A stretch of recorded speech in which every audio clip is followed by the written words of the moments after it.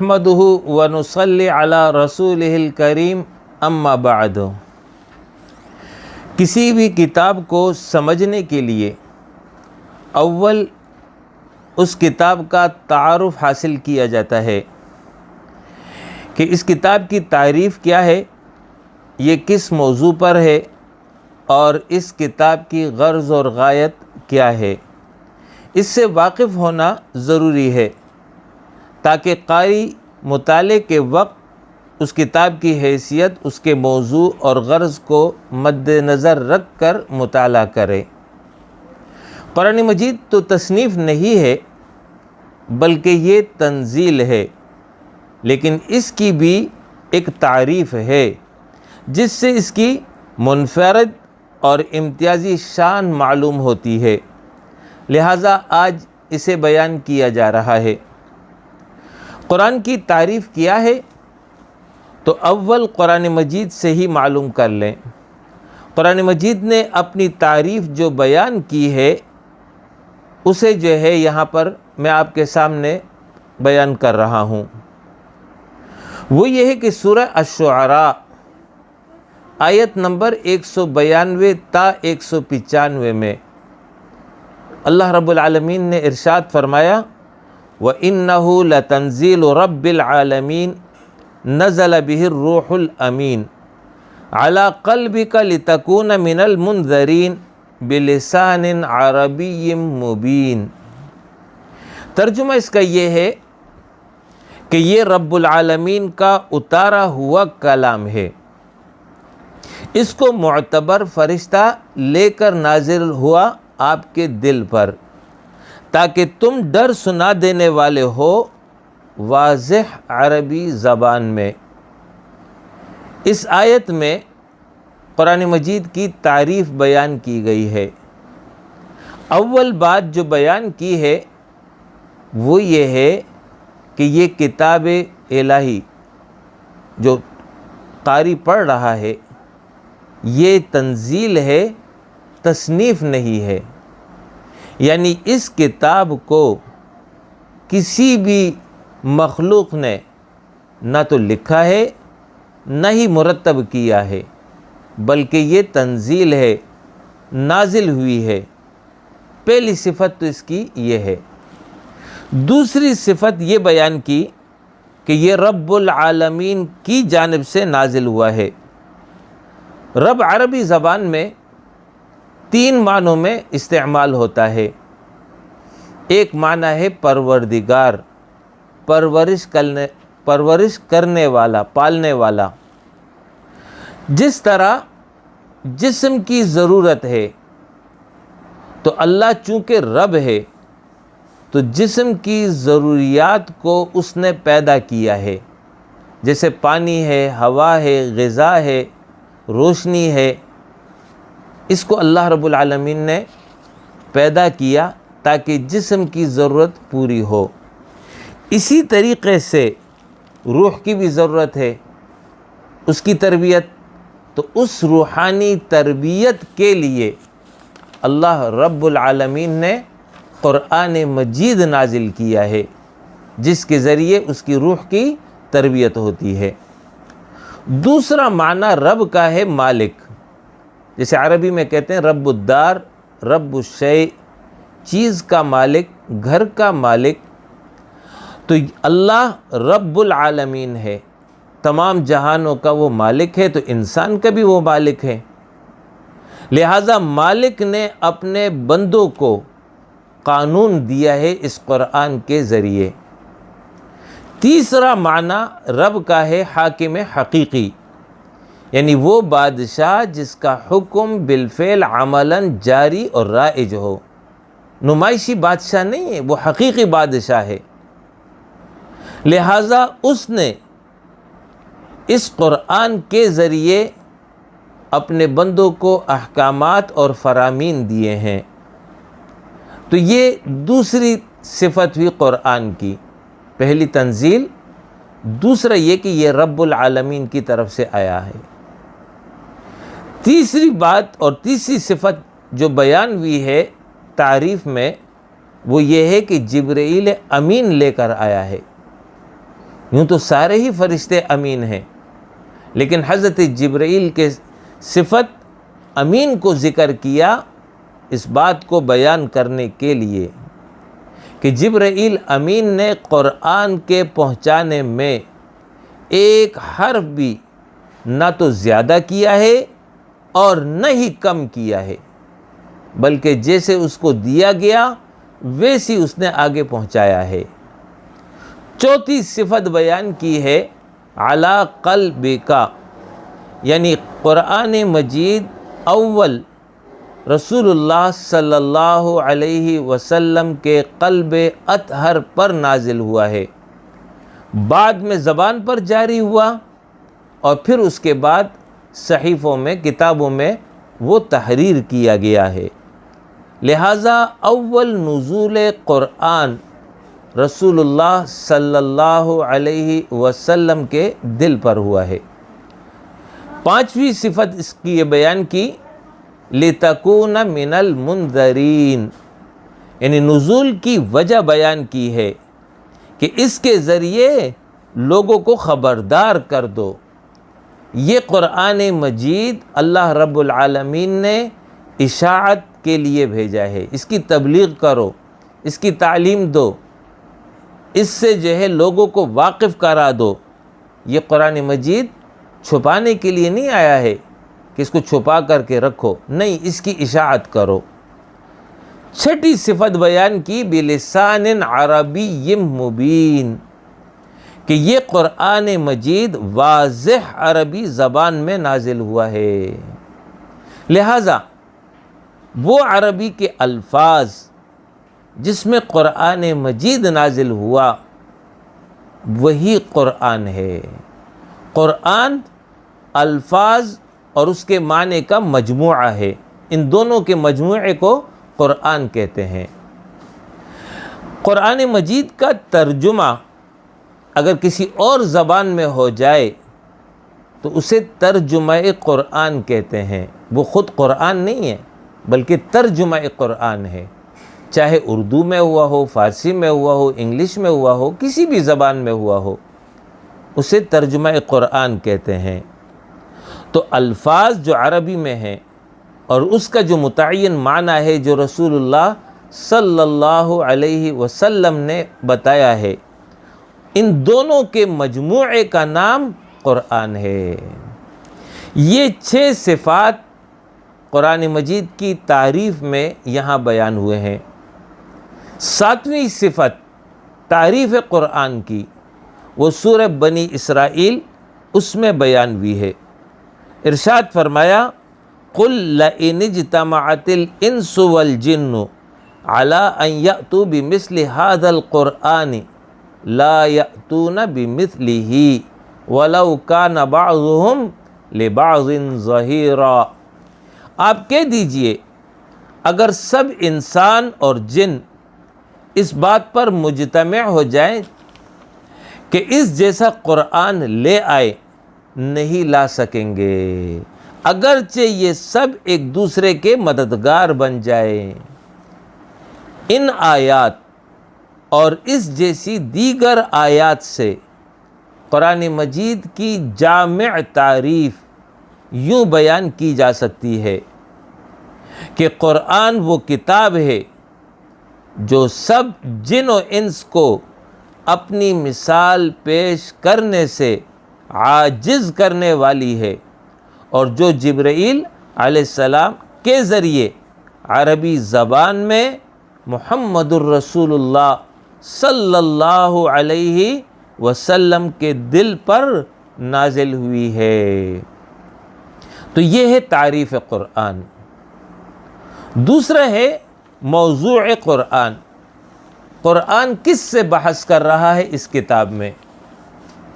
تو وہ یہ کہ قرآن کا موضوع انسان ہے، لیکن انسان کی تو بہت ساری حیثیات ہیں۔ یہاں پر اس حیثیت سے قرآن بحث کر رہا ہے انسان کی کہ وہ مکلف ہے، یعنی اس پر احکامات الہیہ کی پابندی عائد کی گئی ہے۔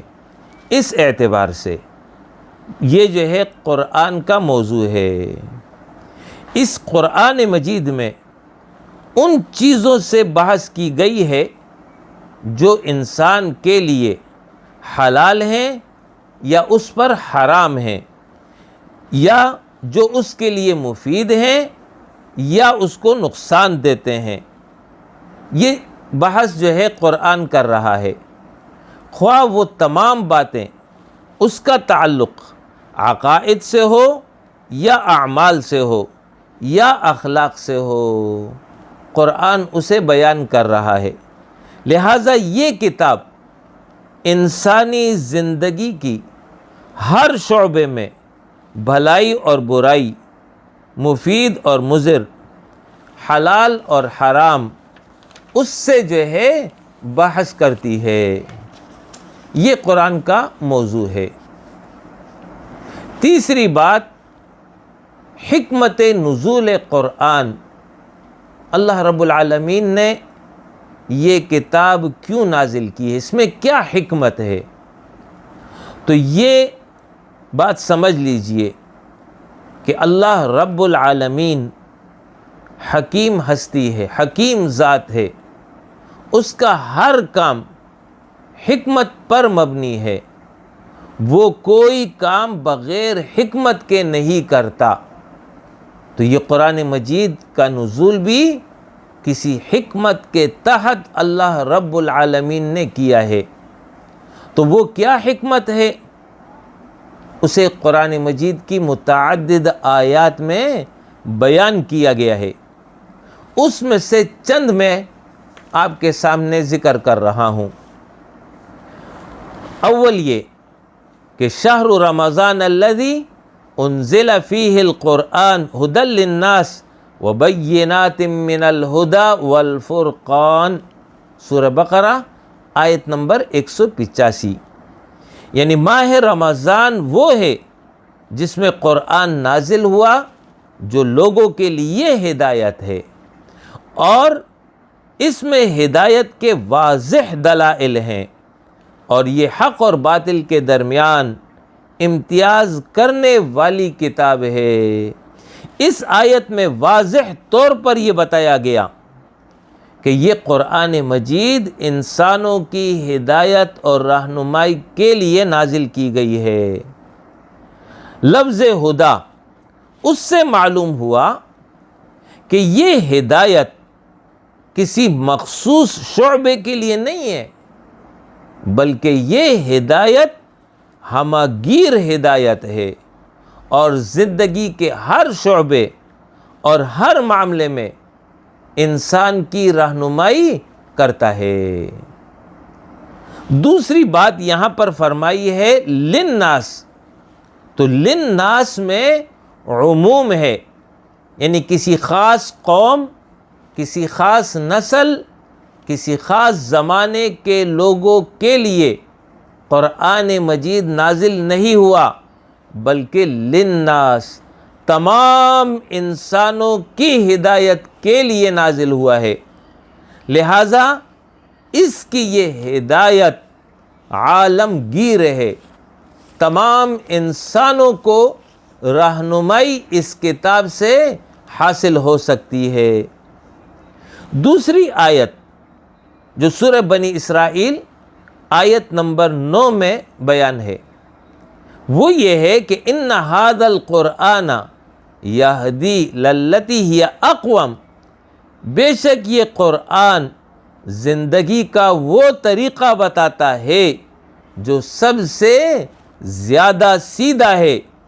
یعنی قرآن مجید زندگی کا وہ نظام بتاتا ہے جو دوسرے نظاموں سے زیادہ درست ہے، سیدھا ہے، کامل اور معتدل ہے۔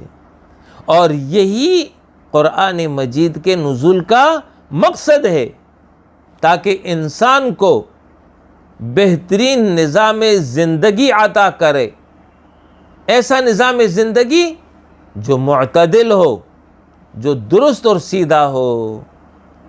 یہ قرآن مجید کے نزول کا مقصد ہے۔ اہل کتاب کو بطور خاص قرآن نے مخاطب کیا ہے اور اس میں نزول قرآن کی حکمت بیان کی ہے۔ ارشاد فرمایا قد جاءکم من اللہ نور و کتاب مبین یہدی بہ اللہ من اتبع رضوانہ سبل السلام وَيُخْرِجُهُم مِّنَ الظُّلُمَاتِ إِلَى النُّورِ بِإِذْنِهِ إِلَى صِرَاطٍ مستقیم، سورہ المائدہ آیت نمبر 15 اور 16۔ ارشاد فرمایا کہ یقیناً آ گئی تمہارے پاس اللہ کی جانب سے روشنی اور واضح کتاب، یہ اہل کتاب کو خطاب ہے، جس کے ذریعے دکھاتا ہے اللہ امن اور سلامتی کے راستے۔ یہ کن کو دکھاتا ہے؟ ان لوگوں کو جو اس کی خوشنودی چاہتے ہیں، اور نکالتا ہے ان کو تاریکیوں سے روشنی کی طرف اپنے حکم سے، اور ان کو سیدھی راہ پر چلاتا ہے۔ ان آیات میں بھی واضح طور پر یہ بتایا گیا کہ نزول قرآن کی حکمت، غرض اور غایت وہ یہ ہے کہ لوگ سیدھی راہ پر چل کر امن اور سلامتی کی زندگی بسر کر سکے۔ لیکن ایک شرط ہے جس کا اس میں ذکر کیا، وہ شرط یہ ہے کہ اللہ رب العالمین کی رضا اور خوشنودی کے وہ طلبگار ہوں، تبھی یہ ممکن ہے کہ ان کو ہدایت ملے۔ اس لیے کہ اگر ان کے دل میں رضا خداوندی کی طلب موجود ہی نہ ہو تو پھر روشنی کے موجود ہوتے ہوئے بھی وہ تاریکیوں سے نکل کر روشنی میں سلامتی کے راستے پر نہیں چل سکیں گے۔ کیوں؟ وجہ کیا ہے؟ وجہ یہ ہے کہ اللہ رب العالمین کسی کو بھی زبردستی جبراً سلامتی کے راستوں پر نہیں چلاتا۔ اور یہی بات سورہ بنی اسرائیل آیت نمبر 89 میں اس طرح بیان کی ہے، وَنُنَزِّلُ مِنَ الْقُرْآنِ مَا هُوَ شِفَاءٌ وَرَحْمَةٌ لِّلْمُؤْمِنِينَ وَلَا يَزِيدُ الظَّالِمِينَ إِلَّا خَسَارًا، یعنی ہم اتارتے ہیں قرآن میں وہ احکام جو علاج اور رحمت ہے۔ کس کے لیے علاج اور رحمت ہے؟ وضاحت فرما دی، ایمان لانے والوں کے لیے۔ ایمان ہوگا، قرآن سے علاج ہو جائے گا، قرآن سے رہنمائی مل جائے گی۔ وَلَا يَزِيدُ الظَّالِمِينَ إِلَّا خَسَارًا، اور اللہ نہیں بڑھاتا ظالموں کے لیے مگر نقصان۔ یعنی مقصد نزول قرآن یہ بیان کیا کہ یہ بیماریوں کا علاج کرتا ہے۔ نزول قرآن کے وقت عقائد فاسدہ، اعمال سیئہ اور اخلاق ذمیمہ کی بیماریاں اپنے انتہا کو پہنچ گئی تھی، اس لیے اللہ رب العالمین نے یہ نسخہ کیمیا بھیجا۔ اس نسخے کو جس نے بھی استعمال کیا وہ نہ صرف ان بیماریوں سے نجات پا گیا بلکہ اسے مزید رحمت سے نوازا گیا، اور جس نے اسے استعمال نہیں کیا بلکہ ظالم بنا رہا تو وہ خسارے میں رہا۔ اور اس کا نتیجہ یہ ہے کہ اس کی ان بیماریوں کو اللہ رب العالمین نے مزید بڑھا دیا۔ سورہ یونس آیت نمبر 57 میں اللہ رب العالمین نے قرآن مجید کو دلوں کی بیماریوں کا علاج اور نصیحت قرار دیا ہے۔ ارشاد فرمایا، یا ایھا الناس، اے انسانوں، قد جاءتکم موعظۃ من ربکم، یقیناً آ گئی تمہارے پاس تمہارے رب کی طرف سے نصیحت، وشفاء لما فی الصدور، اور یہ قرآن شفا ہے، علاج ہے ان بیماریوں کا جو دلوں میں پیدا ہوتی ہے۔ پھر فرمایا وَهُدًى وَرَحْمَةٌ لِّلْمُؤْمِنِينَ، اور جو ایمان لانے والے ہیں ان کے لیے یہ قرآن ہدایت بھی ہے اور رحمت بھی ہے۔ اس جگہ لفظ موعظہ آیا ہے۔ موعظہ عربی زبان میں اس کا معنی ہے وہ کلام جو دلوں میں نرمی پیدا کرتا ہو، اس نرمی کی وجہ سے اس میں میلان ہو اور جھکاؤ ہو، یہ پیدا ہو جاتا ہے اس کلام کی وجہ سے۔ اور جب یہ نرمی اور جھکاؤ اس کو قرآن نے حق کی جانب موڑ دیا تو پھر اس کے نتیجے میں قلوب سے شرک، کفر، نفاق، تکبر، حرص، بخل، حسد، عناد اور اس جیسے دیگر امراض قلب سے انسان شفا پا لیتا ہے۔ یہ ہے وہ قرآن جو دلوں میں انقلاب پیدا کرتا ہے، دلوں کے اندر نرمی لاتا ہے اور اس نرمی کو حق کی جانب موڑ دیتا ہے، اور اس کے نتیجے میں قلوب سے جو ہے یہ امراض خبیثہ، امراض ناکارہ اور اعمال سیئہ، اخلاق ذمیمہ، ان سب سے اس دل کو جو ہے پاکی حاصل ہو جاتی ہے، شفا یاب ہو جاتی ہے۔ لہٰذا جب قلب کی اصلاح ہو جائے اور اسے شفا حاصل ہو جائے تو اس کا نتیجہ یہ ہے کہ اس کے بعد اس کی پوری زندگی جو ہے وہ صحت مند ہو جاتی ہے، پاک اور صاف ہو جاتی ہے۔ سورہ حامیم السجدہ آیت نمبر 44 میں ارشاد فرمایا قُلْ هُوَ لِلَّذِينَ آمَنُوا هُدًى وَشِفَاءً، آپ کہہ دیجئے کہ یہ قرآن ایمان لانے والوں کی پوری زندگی کے لیے ہدایت اور شفا ہے۔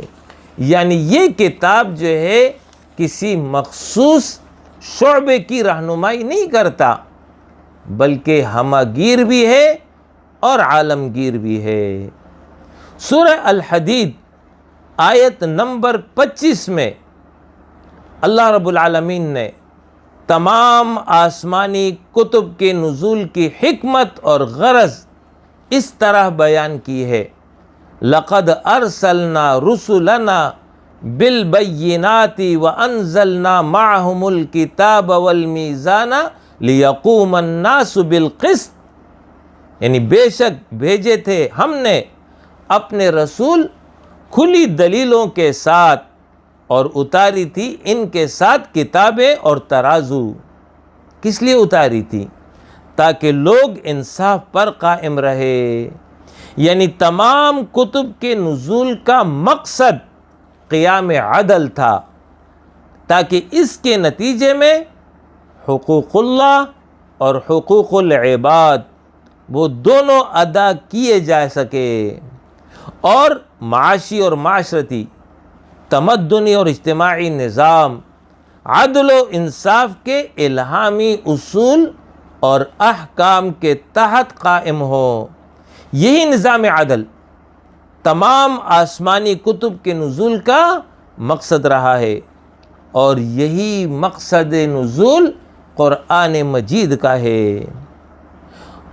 اسی طریقے سے سورہ ابراہیم آیت نمبر 1 میں اللہ رب العالمین نے ارشاد فرمایا کتاب انزلناہ الیک لتخرج الناس من الظلمات الی النور باذن ربہم الی صراط العزیز الحمید، یعنی یہ عالی شان کتاب ہم نے آپ کی طرف اتاری ہے تاکہ آپ لوگوں کو اندھیروں سے اجالے کی طرف لائیں، ان کے پروردگار کے حکم سے، زبردست اور تعریفوں والے اللہ کی طرف سے۔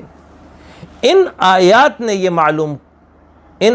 سے یہ معلوم ہو گیا کہ مقصد نزول قرآن انسان کی ہدایت ہے، اور یہ ہدایت کسی مخصوص شعبے کے لیے نہیں ہے اور نہ ہی کسی نسل اور قوم کے لیے ہے، بلکہ یہ ہدایت اور رہنمائی انسانی زندگی کے تمام دائروں کے لیے ہے اور قیامت تک کے انسانوں کے لیے ہدایت ہے، اور یہ وہ نظام پیش کرتا ہے جو عدل پر مبنی نظام ہے، اور اس نظام کے نتیجے میں حقوق اللہ بھی ادا ہوتے ہیں، حقوق العباد بھی ادا ہوتے ہیں، اور اس نظام پر عمل کرنے کے نتیجے میں دنیا میں امن، سلامتی، عزت، وقار نصیب ہوتی ہے،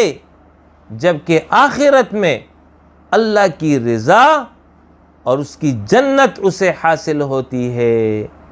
لہٰذا یہ وہ عظیم الشان کتاب ہے جو انسانوں کی طرف بھیجی گئی ہے۔